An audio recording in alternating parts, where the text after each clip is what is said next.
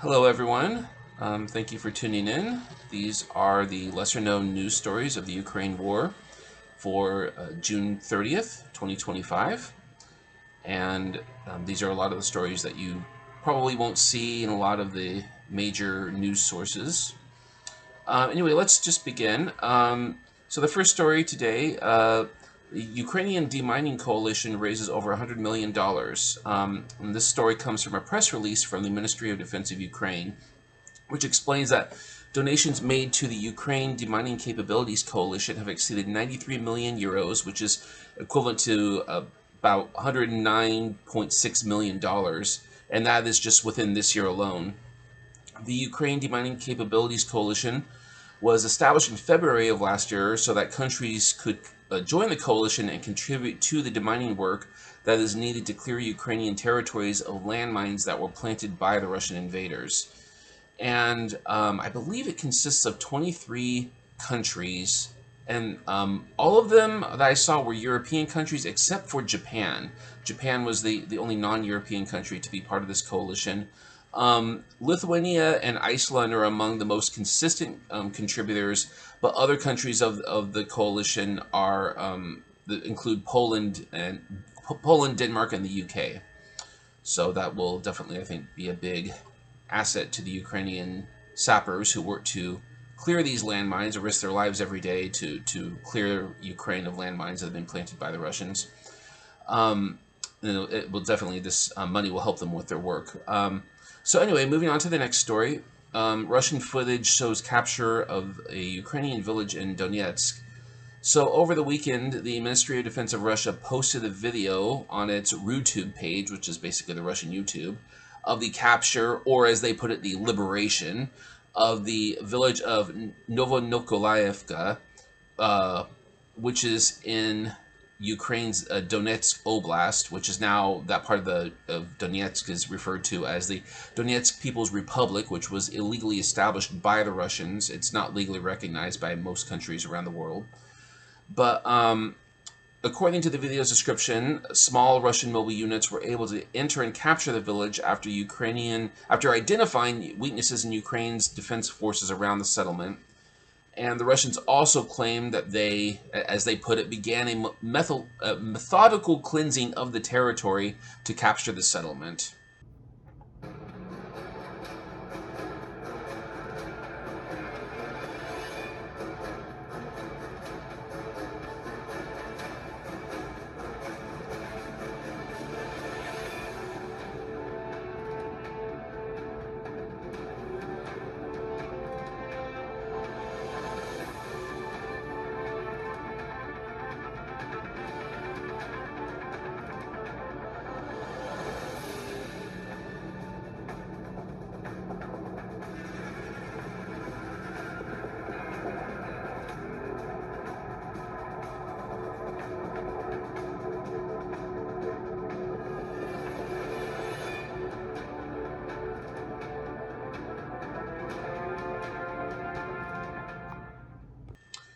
So, next story, and this one is from the Ministry of Internal Affairs of Ukraine.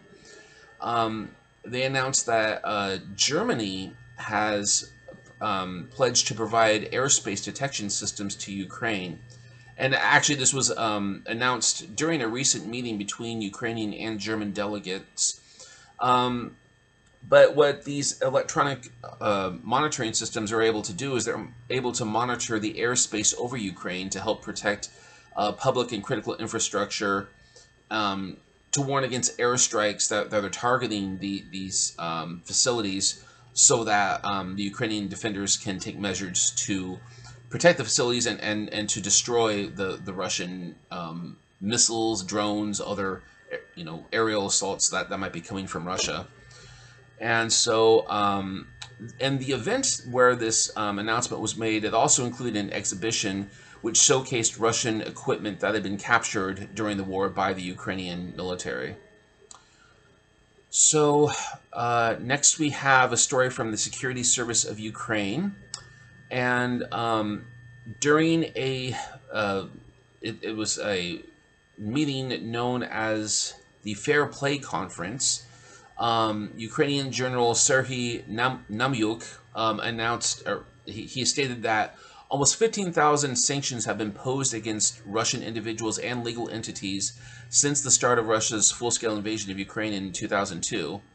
A lot of these, 3,400 of these sanctions, more than that, have been imposed against Russian military equipment manufacturers to try to hinder their efforts to produce ammunition, missiles, and other supplies, equipment needed to fight the Russian military needs to continue its ongoing invasion of Ukraine. So that's helped slow that down some. But the general also stated, despite the sanctions, some Western-made components have been found on some of the Russian equipment that has been captured by the Ukrainians, which indicates that some of these Western suppliers have found ways to bypass the sanctions and still do business with Ukraine, despite violating laws prohibiting that. And then the final story I want to cover today is that a group of Russian teenagers, they are being accused of promoting Nazism for singing the Ukrainian national anthem. This actually happened just last night. There was a video that was posted on social media, and once it was seen by Russian authorities, it was brought to the attention of a Russian court, and now they're opening a case against these teenagers. But it happened in the city of Togliatti, which is sometimes spelled Togliatti. It sounds more like an Italian name, but it's actually a Russian city in the Samara region, which is located east of Moscow.